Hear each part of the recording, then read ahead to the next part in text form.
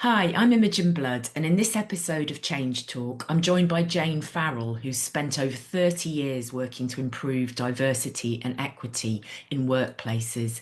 She's supported hundreds of senior leaders to address challenging and complex organisational issues.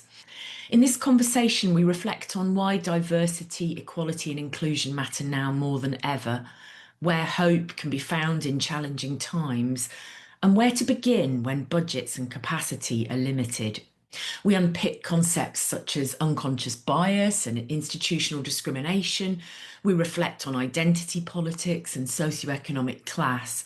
We talk about the importance of building a business case, of collecting and analysing monitoring data, and about what it means to weave equality and diversity into mainstream strategies and processes.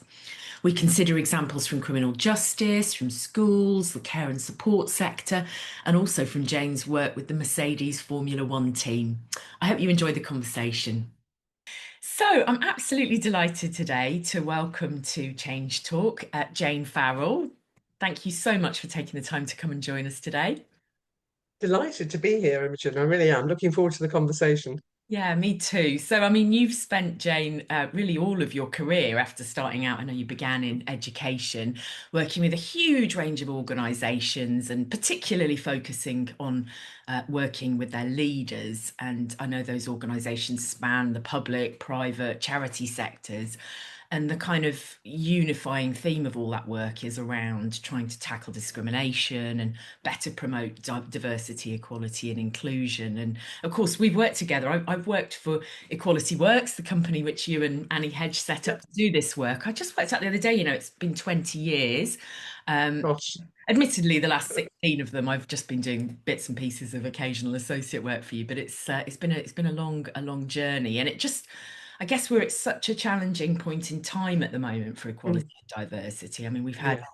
decades of austerity, patterns of Yep. inequality are starker in many areas of life than they've ever been. We're obviously seeing a really worrying rise in populist anti-Great migration movements, and Yeah. at the same time, we've had a real backlash against woke and all of that whole kind of movement.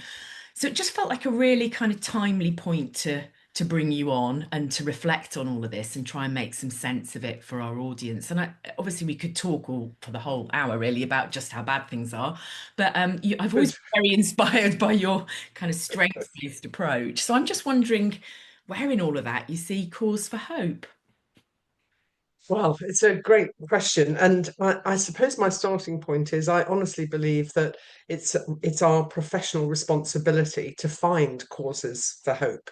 Particularly those of us who are advantaged, we have a home, we have perhaps we have income and all kinds of other advantages to do with our identity and so on. So it's our professional responsibility to find positivity. That doesn't mean that we have to be thigh-slappingly happy at all moments. It would be difficult at the moment to do that. But there's something about there's something between toxic positivity and toxic misery that we have to find a way through. So there are always great people doing fantastic things. There are organizations that are confounding every stereotype, that are doing really innovative and wonderful things in all kinds of settings. And whenever I go into an organization, that's what I'm looking for first. Often I'm called because it's dreadful.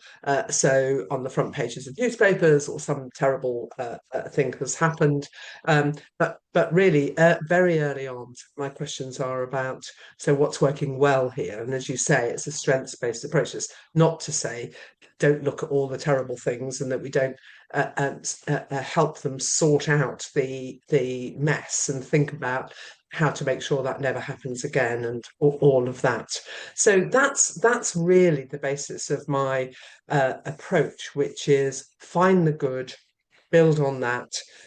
Obviously, look the bad, awful, difficult things in the eye, and really think about what some of the underlying causes are for that.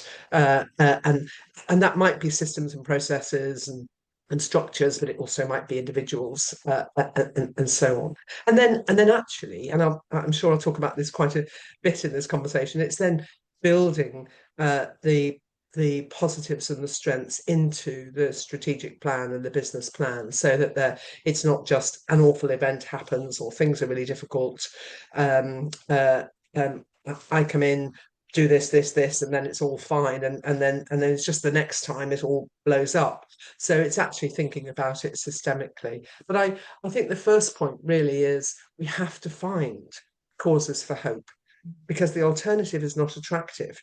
It's basically staying in bed, is it not? So, um, let's get on. And one of the other things is, because I've been doing this work for so long, um, you see there are particularly difficult moments, and we are living in one now for sure, for all the reasons and more that you spoke about, Imogen. But so it's truly difficult. And then there are waves, there are waves of awfulness that come and go. And I suppose, again, our professional responsibility, as I see them, is to understand understand all of that, and then still think, what can we do? Single most important question for anybody, I think, working in this field or any related field, is what can we do given whatever it is. Yeah, that's really helpful. And I suppose one of the things that I'm really struck with about that kind of very strength-based approach is that I think people often turn up to, well, if they're still having it, equality and diversity training or any kind of scenario where we're going to be discussing these issues, quite fearful, I think. People Yeah, can be scared they're going to use the wrong language, and that's always changing.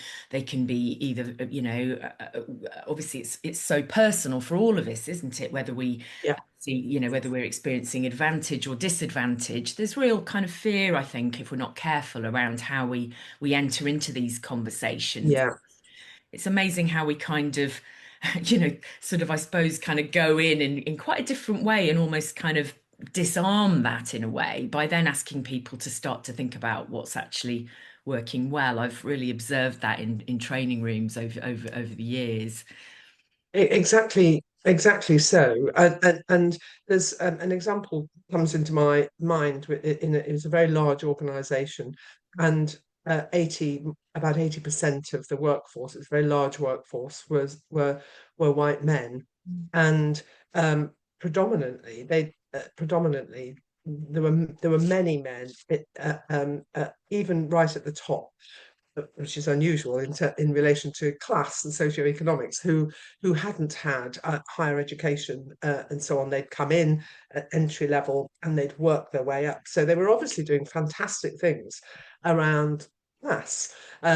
However, there was lots of other things going on that was not great at all. So our way in then was to, one, find out what this organisation was doing well, and secondly, to make sure that our approach was pulled in those white, predominantly working class men to feel as though they could be really good at this, that they had an experience themselves of not necessarily having a great experience of school and education, or indeed society's expectations of what they might be when they grew up. So we could tap into that, and then people were more able to, having had their own experience of being stereotyped or discrimination or whatever it is, to then think about race and sexism and all of those other things. So I said that's what came to my mind around strengths based.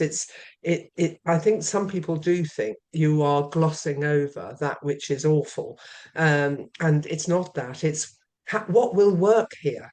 Mm. How will we engage this workforce that quite a number of whom were thinking we're not being helpful to women coming into the workforce, indeed more than not helpful, but worse, and racially harassing people, black and Asian and other minoritized groups. So it was how to engage them, because that's what would work. We could go in and tell them off, and they'd all be frightened of getting the word wrong and all of those things. It wouldn't make a scrap of difference. So I think Interesting. Yeah, and I'm really glad you mentioned class so early on in the conversation because again, it feels as though perhaps at a structural level, it's the kind of it's become a kind of class versus every other aspect of equality and Yeah, diversity in this whole kind of woke populist kind of era that yeah. we're in, and it just feels as though, linking it right from the off to class potentially, especially when you get into an organization and that's what you're seeing, feels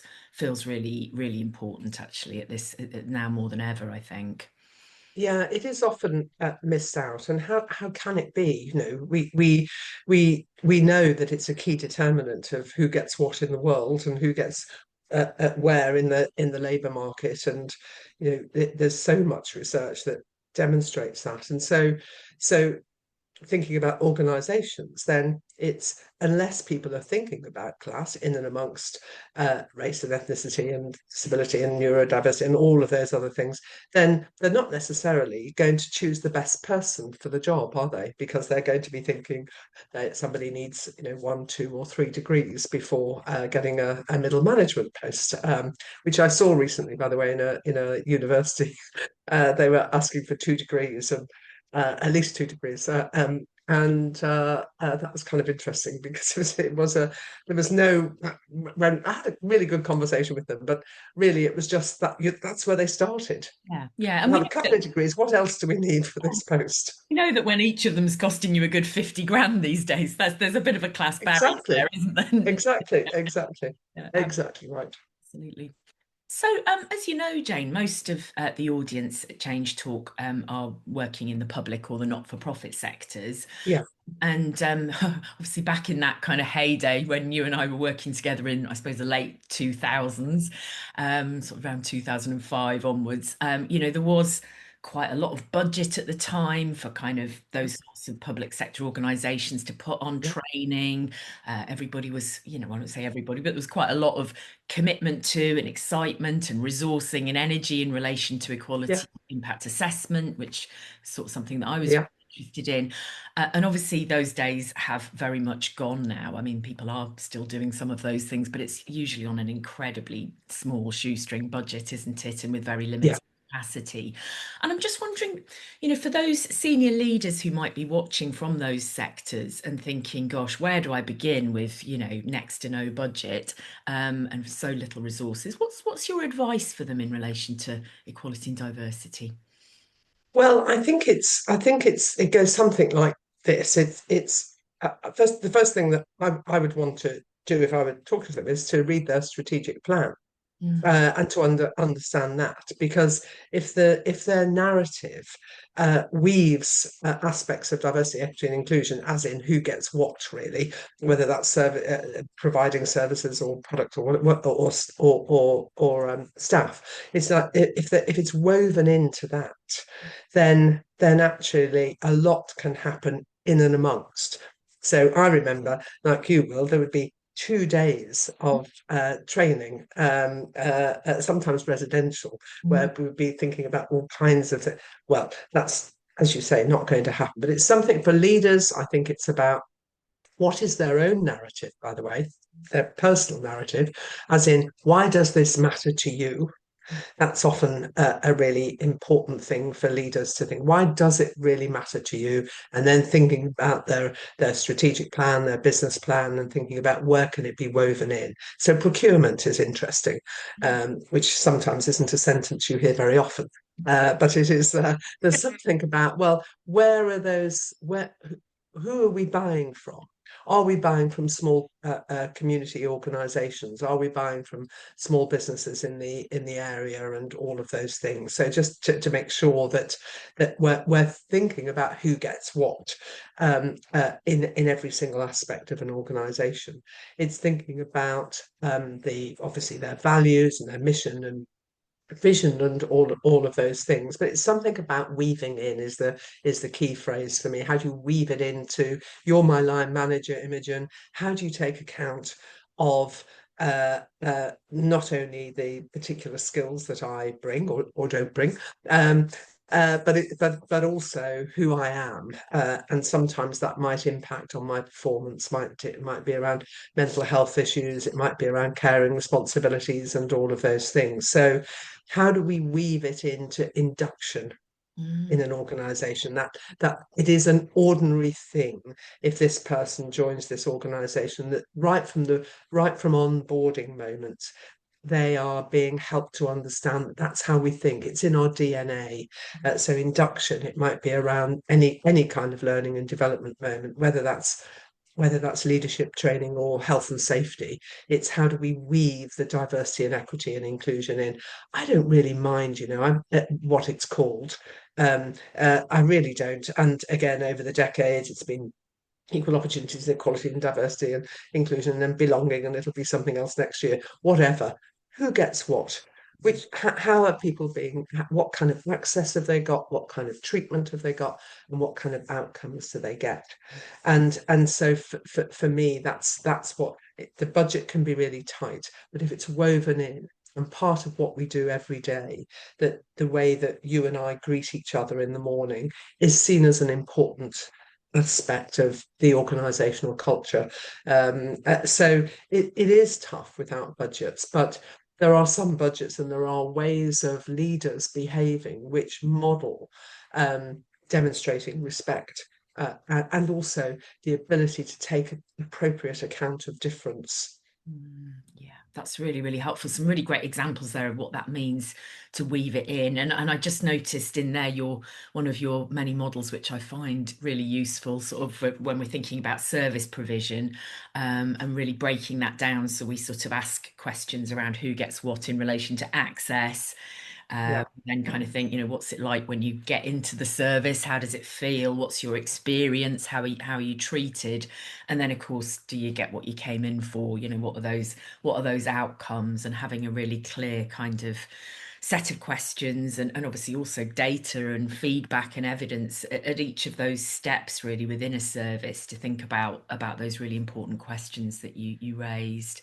Yeah, absolutely, and in a way, it doesn't matter whether that's education or health or housing or whatever. Those questions, I think, are still pertinent. So, in my spare time, I'm the chair of a multi-academy trust in that's based mainly in Tower Hamlets in London, and it's the same. It's the same thing.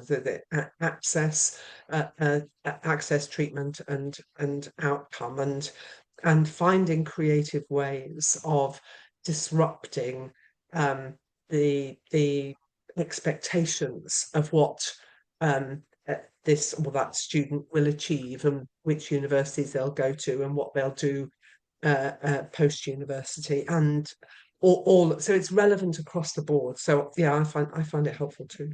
That's really interesting. And actually, while we're just on that example, you talked about sort of disrupting some of those assumptions. I think there's just a couple of concepts I wanted to make sure we sort of talked about really over the course of the conversation. It feels like an opportune moment to bring in unconscious bias, really, because obviously we've read and seen and talked a lot about unconscious bias over, I don't know, Yeah. the last decade or 15 years or so, maybe Yes. that concept Probably right. Yeah. really kind of quite common in the UK. And I just wondered if you would just tell us a little bit more about what you think what unconscious bias is really, and what we can do about it. You're right that there have been so many books written about it over the years, and for me, I just try to keep it fairly simple. And it goes something like this: we are all biased naturally, and unconscious bias is operating for us all of the time. We make quick judgments and decisions and all of those things, and quite a lot of the time it doesn't really matter. However, if you're on salary, as it were, and you're thinking about how to provide a great service, or line manage staff really well, unconscious bias can really get in the way of treating people fairly and equitably. And so an example, it's mental associations we make without awareness, intention, or control. So it's the first thing that I think about. Let's say a 25-year-old who comes in for a job for a middle management post, and I think, I don't think so. Mm. Not quite old enough to take that responsibility. It's a simple example, but it's something about it doesn't make me a bad person. Mm.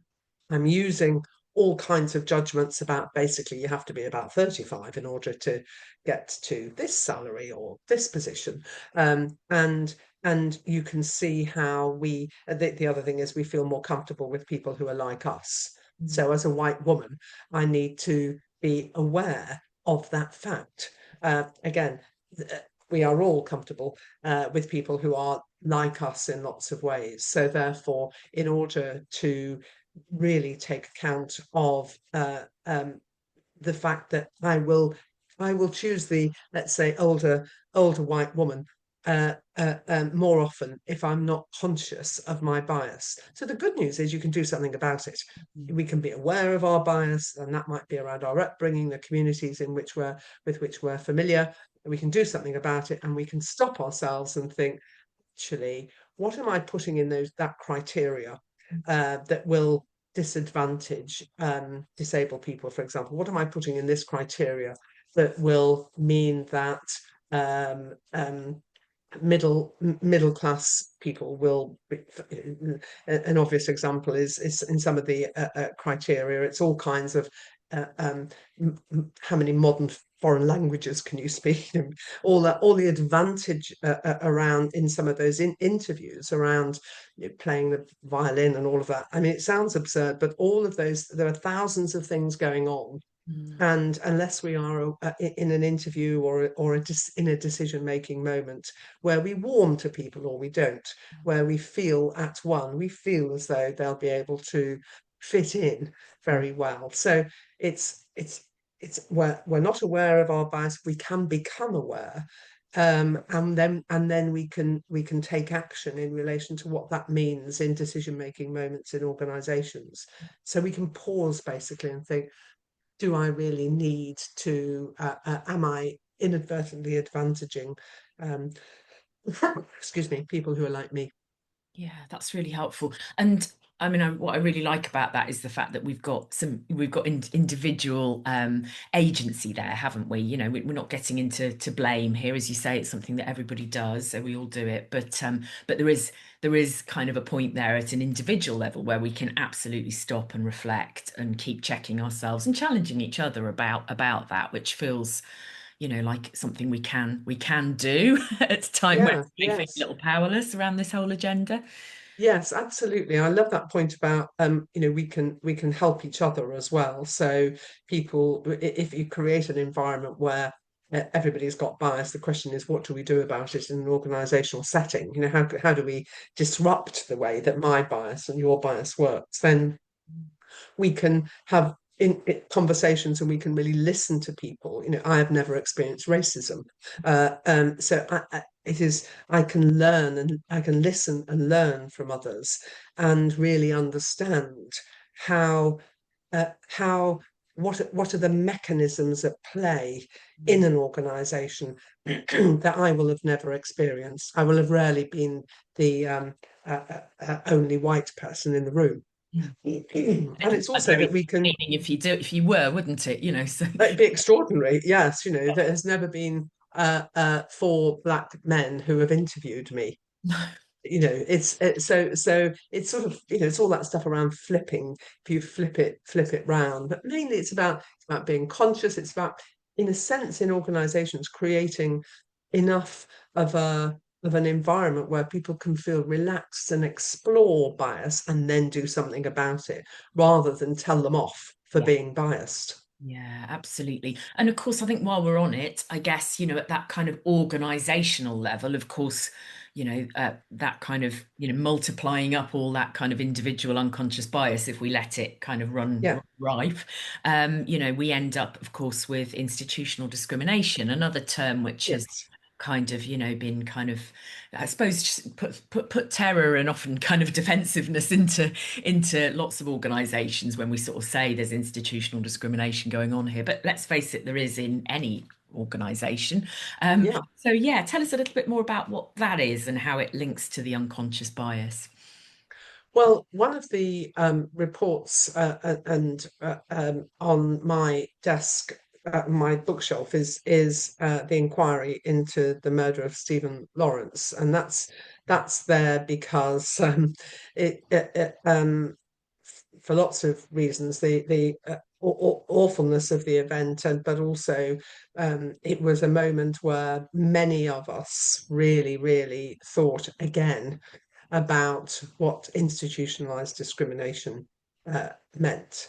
And for me, it's again the word woven, except in a very negative way. It's woven into the structures and systems and processes, and it is shown through individual group behaviours in organisations. So the assumption that Stephen Lawrence uh, uh, was a perpetrator Mm. of a crime rather than a victim of crime.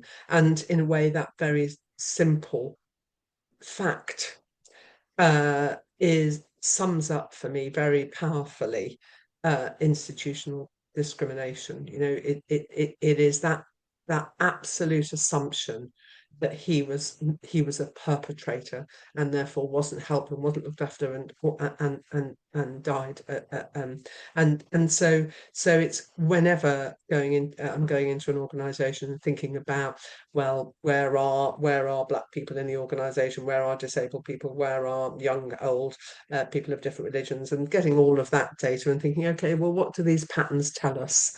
They might tell us about the demographics, of course, but they might also tell us about all kinds of other things. And it's really common that there are patterns that people like me can really can begin to explore and address. And it goes back, I think, to the point I mentioned earlier, which is fundamentally, if we're not honest, if we're not aware of how bias or institutional discrimination works, then actually we can't do anything proper to address it.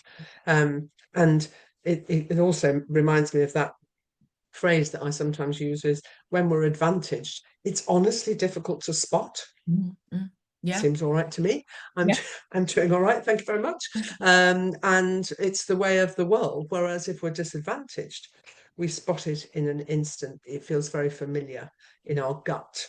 And so it's looking at how things work across a whole organization in terms of delivery, in and out, basically, as well. So the organization and what it's delivering and how it's relating to communities and so on. So for me, it's, well, how's the disadvantage, how's the discrimination working, and then most importantly, so what are we going to do? What are we going to do about it? And we might not have a very big budget. But then it goes back again to the question, so what can we do given this budget?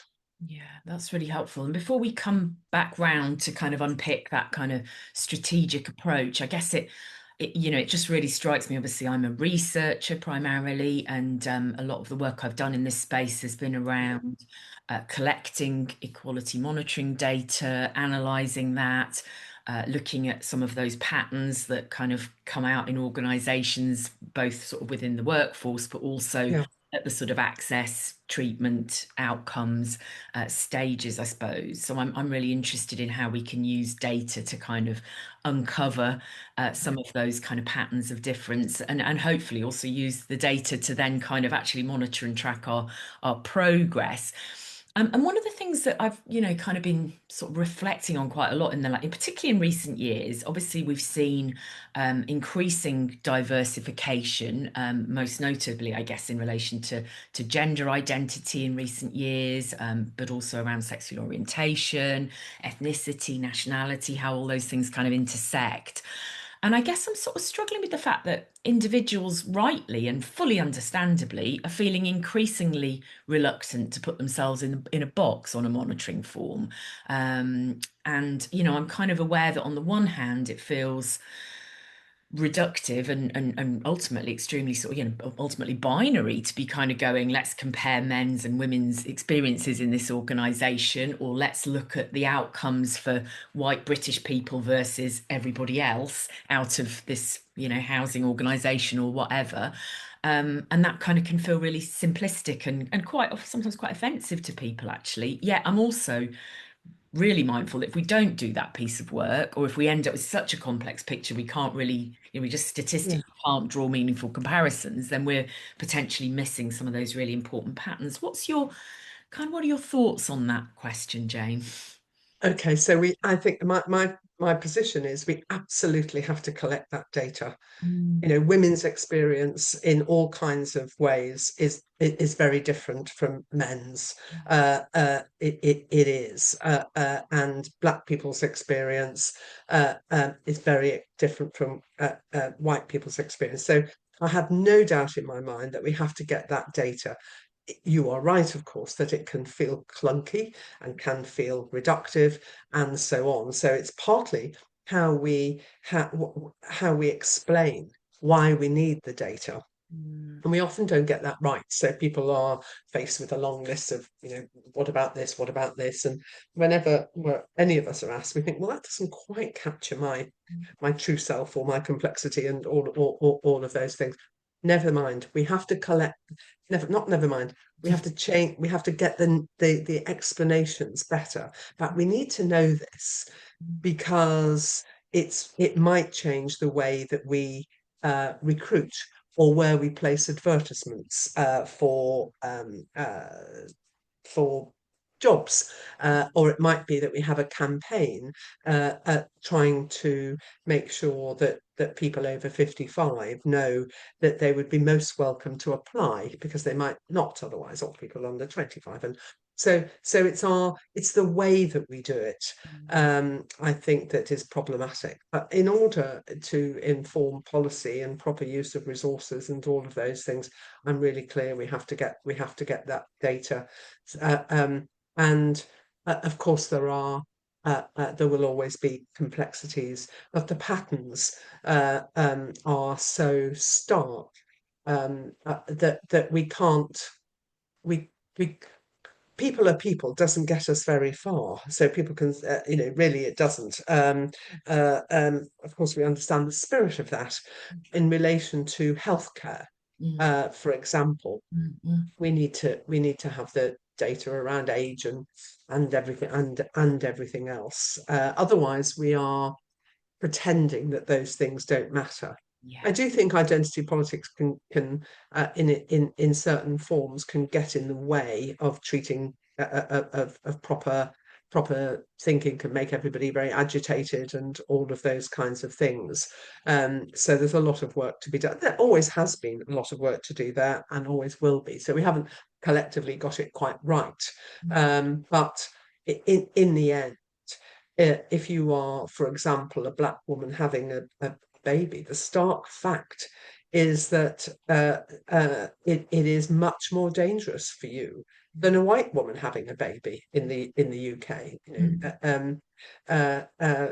that is as in babies dying and mothers either dying or being very ill. We can't pretend that race and ethnicity and sex it is irrelevant. Yeah, it's a matter That's of my life position. and death, isn't it? No, it's a matter of life and death. It can become Indeed. kind of relegated to yeah, something that's a kind of nice to have or a bit of a something we roll our eyes at. But the reality is, as you point out, there are so many examples, aren't there, where it is So many, literally life or death. It's about so health many. and safety. It's about, how we operate, and that's really fundamental. I do think there are rabbit holes. There are lots of rabbit holes that we can go down around identity where I am this, and therefore everybody has to note this from every moment of every day, or I don't know. It can get to be reductive, and it can get to be um, um, we can collectively and or individually get stuck in this is who I am. So it's a funny old. It needs to be explored. So I might want people to understand X, Y, and Z about me, and then I might want the systems and processes and structures to be thoughtful about what that means. But there are also, tens of thousands and millions of people around with their own identities, and it can often be like a game of I throw my trump card down to say, well, you might be a woman, but I'm also a lesbian. So, and then it goes, oh, well, I'm also over 60, and you're well, I'm this, and so it can get um it can get messy unless we sort of sit back and pause and think, how and when is identity relevant Yeah. in an organizational setting? Obviously, it's relevant every day to individuals. Of course. How is it relevant to service provision, or line management? Yeah, yeah, no, that's really, really helpful. And I think it does bring us quite neatly back to this kind of where we were at the start of the conversation around thinking about how we weave equality and diversity, or DEI or IDE, or whatever we're going to call it this week, Whatever it is. into an organization, what we really mean by that. And I know that you've very much kind of focused on supporting leaders to take a strategic approach to this area, and you Yeah. touched on that at the start of the conversation. Do you just want to say a little bit more about what you mean by that and why it's important, and if you have an example or two to throw in along the way Yeah. and what that looks like and what you've learned, that would be even better. Yeah, no, sure. I think an example from criminal justice might work quite well here. So doing a lot of work in a criminal justice setting, and it was under tremendous, no change really, tremendous political pressure, resource pressure. Employment relations were dire, and all kinds of very, very poor behaviours were going on. So lots of legal cases, lots of tribunals, it was very, very messy. And there were lots of reasons around that, but actually it was. And so the first thing that I wanted to do was to meet with the leaders, and in a way work with them on their narrative about why it mattered Mm. that things should change, so that this person was not feeling nauseous on their way into work, and indeed that the clients that they were working with were getting a great service. So again, in and out matters. But that first work with leaders was actually getting their narrative right, getting their narrative not right, but getting their narrative secure about why it mattered that equity and inclusion were woven into the organisation, that things needed to change, and how that fitted with their strategic plan. And it didn't at the beginning, actually. So we had to, so then it meant revisiting the strategic plan so that it was more explicit around, this is who we are, this is the way we work, this is why we exist, and this is how we're going to behave. And so that work was important. The leaders themselves had to answer that question, why does it matter to me personally, that I mentioned before.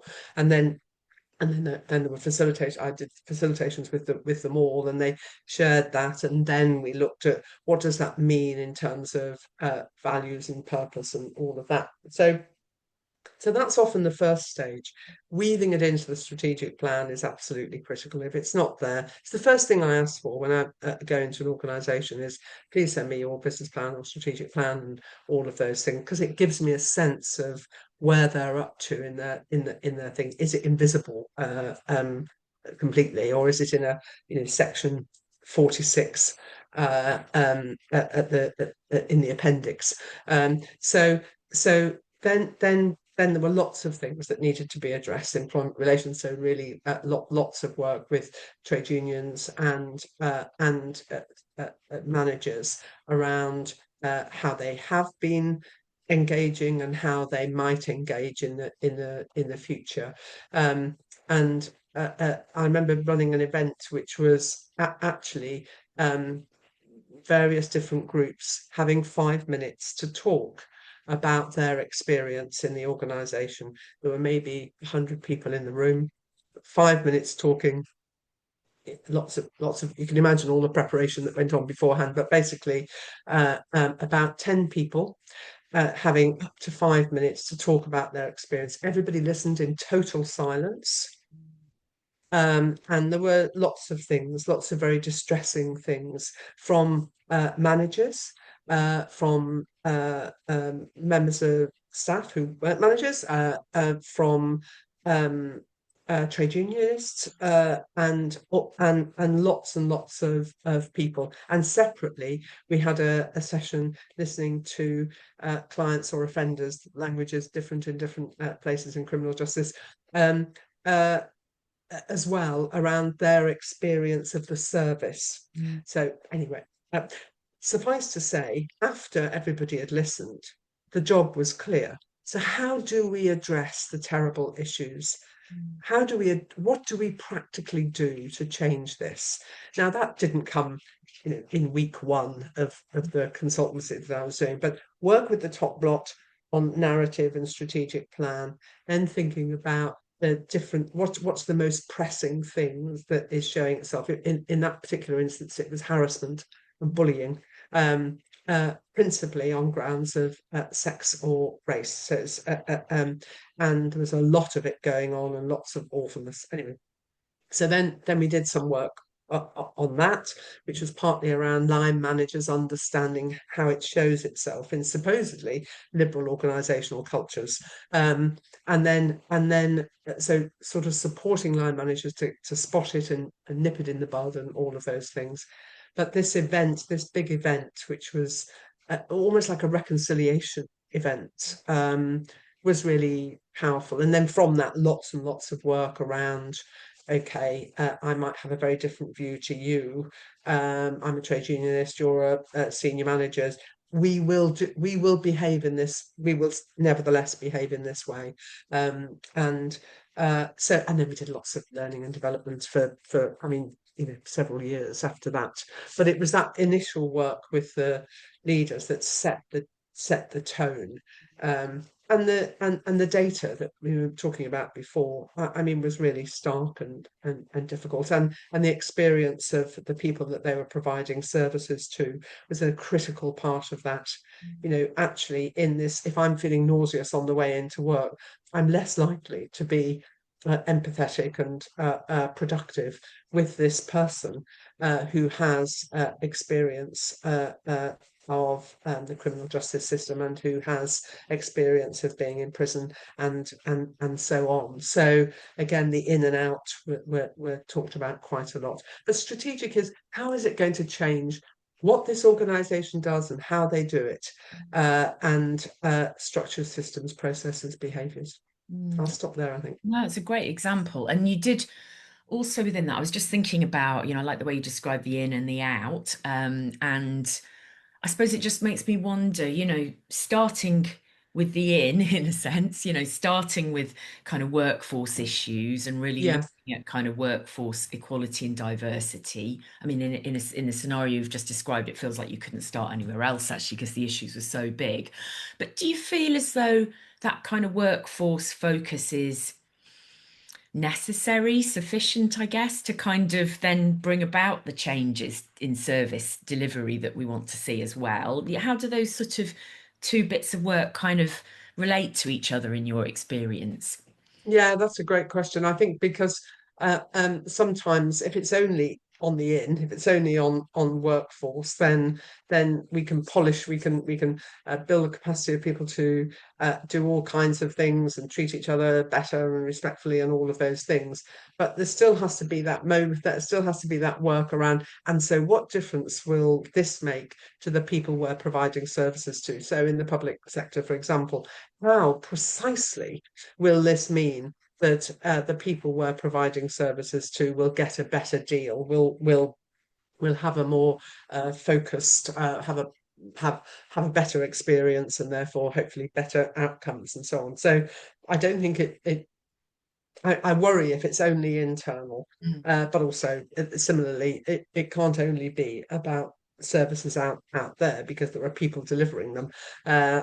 So it has to be both. And sometimes I'm called in when it's workforce, but sometimes it's also on the front pages of newspapers, around some awful thing that's happened in relation to service provision, which tells the story of how things are Mm. in the workforce, but also means that others needs to be a lot of work in with communities, and the whole kind of system of of support or lack thereof around, for example, people with mental health issues and challenges and so on. So it's not either or. I'm really quite keen on the in and out, because it has to relate, doesn't it? In an exaggerated way. We could be doing fantastic work polishing. Everybody's absolutely marvelous at their line management. It doesn't necessarily translate to the services that people are or are not getting outside. So it has to be both. Yeah, no, that's really helpful. And I think it's interesting that that point about building a narrative. And I suppose, we've often referred to that as a business case, haven't we? And I know Yeah, where you're working with private sector organizations, and I know you've, got some quite sort of quite excitingly big and kind of sort of major player kind of private sector organizations on your books as well. Yeah, it's interesting, isn't it? That this sort of idea, in the private sector, we're trying to find a business case which perhaps relates to, your organization can be more profitable ultimately, more yeah, productive. Your services can be better within the, if you take this seriously. And I guess, yeah, your example there about kind of working in a public sector organization, it kind of that business case, if we call it that, needs to be linked again really clearly to yeah. what the whole kind of mission and purpose of that organization is, and hopefully what those people signed up to do those jobs in the first place in order to achieve. It's interesting, isn't it, how we've It is. got to work as much sometimes with the public sector to kind of build that business case for equality and diversity as we do for the private sector at the moment. It's quite interesting, I think. Yeah, I think it is interesting. I think that partly, in some ways, the research and evidence is much better than it was. When Annie and I set up the business in 1992, there was very little evidence around whether diversity, equity, and inclusion would make any difference. There's much more evidence, and so in quite a large part of the private sector, they kind of they get it. They think, yes, okay, we can recruit and retain the best. We can diversify our customer base. We can make sure that we're not spending too much or very little money on legal shenanigans and dramas and all of that. Now, a lot of those things that I've just said are as relevant in the public and third sector. You want to try and recruit great people and retain great people, and not have managers spending 30% of their time with a mop and bucket because of conflict. But you're right that the business case has to be articulated, in my view, in every single organization differently. Mm. So you mentioned some of the you referenced some other work I do in the private sector, and one is I work with the Mercedes AMG Formula One team, and in the work there, in the end we related it to a tenth of a second faster. Around the track. Yeah, Yeah, of course, yeah. and there's something about that I really really like. So in the end, if you have an organizational culture which is respectful, then people are more able to be innovative and creative, and people are more able to say, even if you're the big boss, Imogen, I'm able to say, actually, I don't think that will work so well. Whereas actually, if it's a culture of fear and intimidation, I say, that's absolutely marvelous, Imogen. What a great idea. So there's something, and it's quite sophisticated, and it was with that client that around. So how do we weave it in to our up to the fact that we are an elite sports team, with a purpose, with a that want to win. And I think that's true of that's the conversation I want with every organization, with all the leaders, which is, so what why are we doing this work? Mm. Why is this work going? How is it going to benefit? So there is a mopping up job quite often, Mm. fine. But then the real work begins. It's like, why does it matter, and how will it make a difference? So there's loads of business cases, as you say, lots of, you can look it up, and Mm. McKinsey, Deloitte, and loads of people doing all kinds of things, and that's great. Um, and then there's this organisation, this charity, this public sector, this elite sports team. What is their business case? Really, what is their business case? And I get worried when people are dismissive of the business case, to be honest, because what I've observed over the years is if it's not woven in, then when austerity hits, it drops off. Yeah. The diversity, the inclusion, and the equity work drops off, and that's to some extent what I think we've seen in some parts of the public sector. There's such financial pressure that somehow it's seen as something that we have to do on top of everything else, that we can't even do this job, never mind this job. Mm. Whereas, of course, if it is truly woven in, it's not easy to do, but it can be done. If it's truly woven in, even when budgets are cut, it's still part of the DNA. Yeah, no, that really makes sense. And I think, for lots of organizations that I work with who are perhaps providing care and support, Yeah, there's just huge focus at the moment on the emotional well-being of staff. We know that yeah, staff in those sectors are just horrendously underpaid and undervalued yeah, at a societal level. And there's, often not that much actually that those organizations can do to kind of change that, because that's the kind of economic operating context in which they're working really. So, we're tight on paying conditions, yet we're becoming, increasingly aware of people's emotional well-being, increasingly aware of how it's the relationships with people yeah, that create the outcomes, or that don't create the outcomes. And we're, expecting this kind of emotional labor of people, often on really poor terms and conditions. And actually, there's no way people are going to be able to deliver that sustainably if you yeah, then also throw into the mix an environment that isn't inclusive, and that, doesn't respect and work around, their caring needs, or, their mental health issues, and can't kind of provide that kind of fundamental support before we even get into the point about our workforces being representative, and making yeah. sure that, we have, a diverse mix of staff in our frontline teams, so that, everybody feels that this organization, relates to the local community in which it's working. It feels like we've Yeah. just got to get that kind of right, if, even if we can't quite yet shift forwards on that bigger structural piece.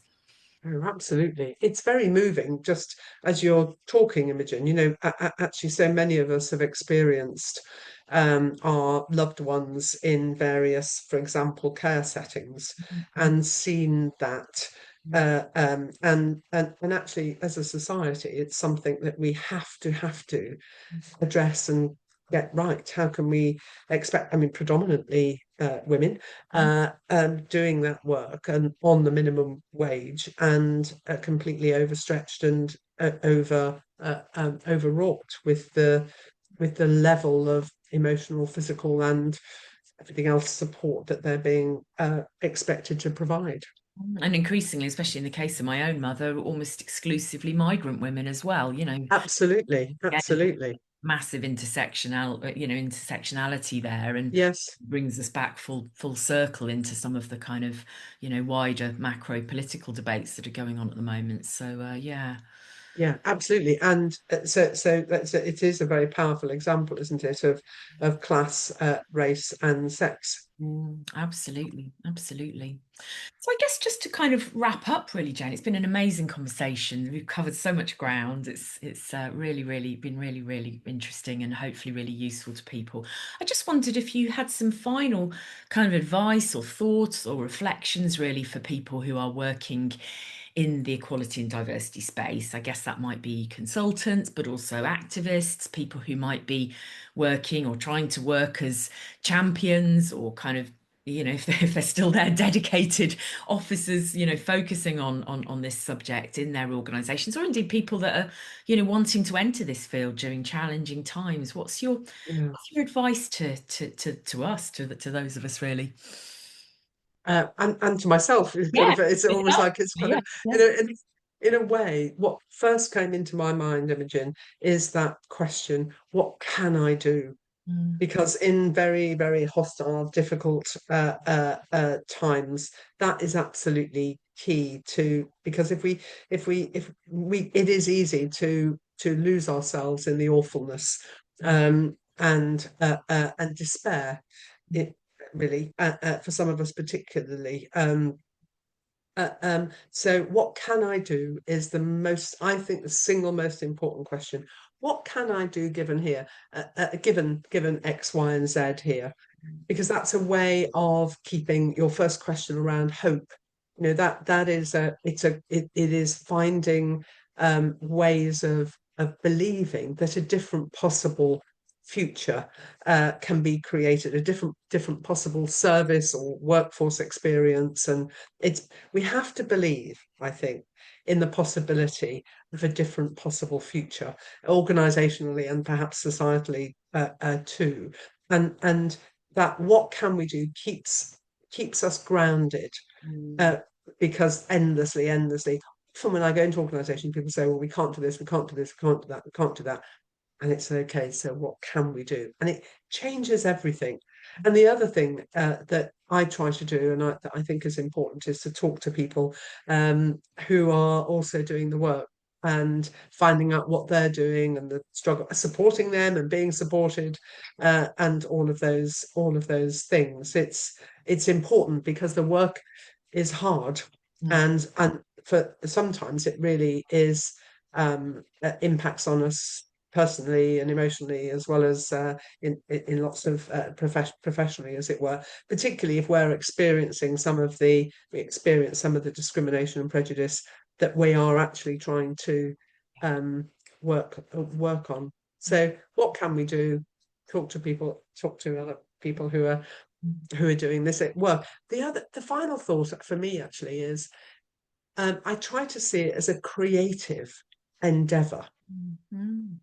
I try to see it as something which is a conundrum, a difficulty, and so how can what might work here? It goes back to what might work, but it's something about, it's partly a state of mind around, if I think of it as a creativity, it somehow lifts my thinking, and perhaps the people who I'm working with as well, rather than here's another awful thing that we need to try and sort out. Yeah, no, that's really, really helpful. Thank you. So there's something about a kind of taking quite an exploratory and reflective kind of Yeah. lens to our work. And I guess the sort of theme running right throughout the whole conversation really is that sense that we need real clarity of vision, and that does require hope as well as clear articulation in today's kind of world. Yeah. But it's getting that right, and at the same time taking some practical steps now, but also Yes, having a really clear kind of strategic roadmap as to how we get from that first practical step to that vision, and trying to keep all of those elements in play. indeed. I've thought of one other thing just as you were talking, celebrating. Ah, very good. Very important. Yeah. Very important. Celebrating success, progress, an example of good practice. And we can sometimes forget, because we're on to the next thing that needs to be challenged, that is really difficult. Whereas actually, what we need, I think, quite often, is to just for a moment, not in a complacent way, but just for a moment, to say, gosh, that was great that we managed to move that from this to this, and that we sorted that out, and that we created that wonderful whatever it is. And it brings us back round to that, next bit of strength based. This worked. How did it work? Why did it work? How can we Yeah, replicate it? That we sort of began at the start of the conversation. That was a fabulous Columbo on the door moment there, Jane. Thank you. Oh, look, it's been a real pleasure to kind of chew this all over and reflect on all of this learning, and your very clear way of presenting all of this. So thank you so I've really enjoyed it, Imogen. I really enjoyed the conversation. Thanks very much for asking me. thank you.